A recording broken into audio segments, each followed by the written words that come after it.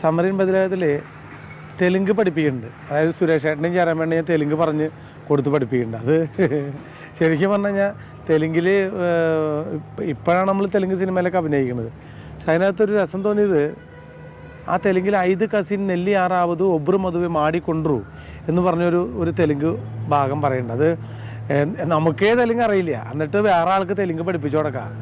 എന്തായാലും നമുക്ക് ആ ഒരു എന്താ പറയുക, ആ തമാശയായിട്ടുള്ള രംഗം നമുക്ക് കാണാം. എനിക്ക് ഏറ്റവും ഇഷ്ടപ്പെട്ട ഒരു രംഗമാണ്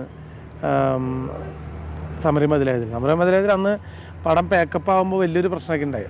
അതായത് ഇങ്ങനെ കൈ വെച്ചിട്ട് ഇങ്ങനെ അടിക്കണ ഒരു സീനുണ്ട്. അതായത് ബാക്കിൽ നിന്ന് നോക്കുന്ന ആൾക്ക് നമ്മളെ അടിച്ച പോലെ തോന്നുള്ളൂ. അങ്ങനെ ജയറാമേട്ടനും ഞാനും കൂടി ഇങ്ങനെ ഒരു കളി കാഴ്ചവെച്ചു. പക്ഷെ അതവിടെ എല്ലാവരും പേടിച്ചു പോയി. ഇത് ഒറിജിനൽ അടി നടക്കണമെന്ന് വെച്ച് ജയറാമേട്ടൻ്റെ മക്കൾ കരഞ്ഞു, പാർവതി ചേച്ചി പേടിച്ചു പോയി, CB സാറ് വേറെ വഴിക്ക് പോയി, സിയാദ് കോക്കർക്ക് വേറെ വഴിക്ക് പോയി, മൊത്തം ഒരു തല്ല് നടക്കാൻ വിചാരിച്ചു.